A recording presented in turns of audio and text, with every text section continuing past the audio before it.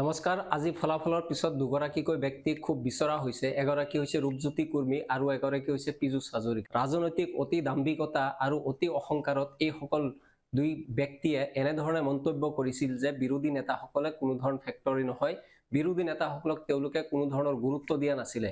এগৰাকী আছিলে ৰূপজ্যোতি কুৰ্মী, তেওঁ এই কথা কৈছিলে যে বাওঁ হাতেৰে তেওঁ লিখি দিব গৌৰৱ গগৈ যোৰহাটত পৰাজিত হ'ব।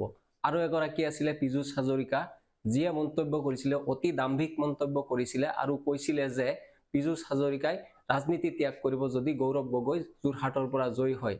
আজি সকলো ফলাফল স্পষ্ট। দুয়োগৰাকী যি নেতা আছিলে, যি বহুবল্কী নেতা আছিল, তেওঁলোকে যি মন্তব্য কৰিছিলে সেই মন্তব্যৰ স্ক্ৰীনশ্বট আজি বিয়পি পৰিছে মোবাইলে আৰু সকলোৱে বিচাৰি ফুৰিছে সেই দুগৰাকী নেতাক আৰু সকলোৱে ট্ৰল কৰিছে দুয়োগৰাকী নেতাক যে আপোনালোকে ৰাজনীতি ত্যাগ কৰক, আপুনি বাওঁ হাতেৰে লিখি দিয়ক। সেই কথাবিলাক আজি পুনৰ আলোচনাৰ মাজলৈ আহিছে। এইবাৰ ফলাফলৰ আটাইতকৈ গুৰুত্বপূৰ্ণ দিশটো আছিলে যে ধৰ্মৰ ৰাজনীতি এইবাৰ ৰাইজে প্ৰত্যাখ্যান কৰিছে। সেয়া বিজেপিৰেই হওক বা AIUDFৰেই হওক। AIUDF আজিৰ পৰা ভাৰতৰ ৰাজনীতিত, অসমৰ ৰাজনীতিত উৎখাত হ'ব বুলি আশা কৰা হৈছে।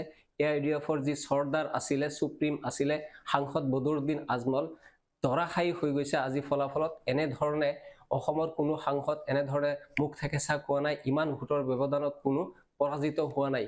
তিনিবাৰৰ সাংসদ আছিলে সাংসদ বদৰুদ্দিন আজমল, আৰু সেই তিনিবাৰৰ সাংসদ বদৰুদ্দিন আজমলে যে ধুবুৰী লোকসভা সমষ্টিত কেৱল ৰাইজক টুপি পিন্ধাই আহিছিলে সেই কথাটো আজি স্পষ্ট হৈ গ'ল।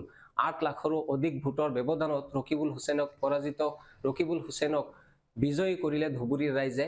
ধুবুৰীৰ ৰাইজে অকল ৰকিবুল হুছেইনক বিজয়ী কৰা নহয়, ধুবুৰীৰ ৰাইজে ভাৰতৰ পৰা, অসমৰ পৰা সাম্প্ৰদায়িক শক্তি AIUDF নামৰ যিটো দল, সেয়াও যে ভৱিষ্যতে নিশ্চিহ্ন হ'ব তাৰ এক ইংগিত প্ৰদান কৰিলে।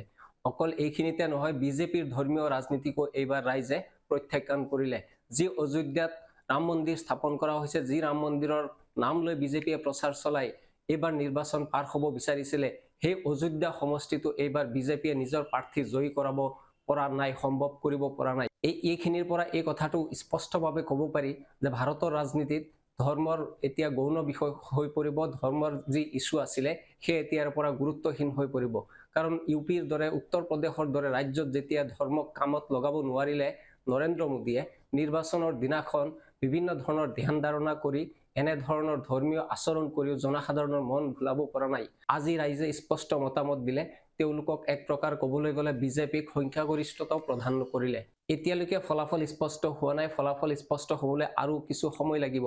কিন্তু ফলাফলৰ এইখিনি পৰ্যায়ৰ পৰা যি কথা বুজিব পৰা গৈছে সেয়া স্পষ্ট যে ভাৰতত এতিয়া উন্নয়নৰ ৰাজনীতি চলিব, কেৱল উন্নতিৰ ৰাজনীতি চলিব, কল্যাণৰ ৰাজনীতি চলিব। ধৰ্মৰ ৰাজনীতি, ৰামৰ ৰাজনীতি, আল্লাহৰ ৰাজনীতি, এইবিলাক যে এতিয়া ৰাইজে প্ৰত্যাখ্যান কৰিব, এইবাৰৰ পৰা যে এইবিলাক নিশ্চিহ্ন হ'ব, তাৰ ইংগিত বহন কৰিছে আজিৰ এই ফলাফলত।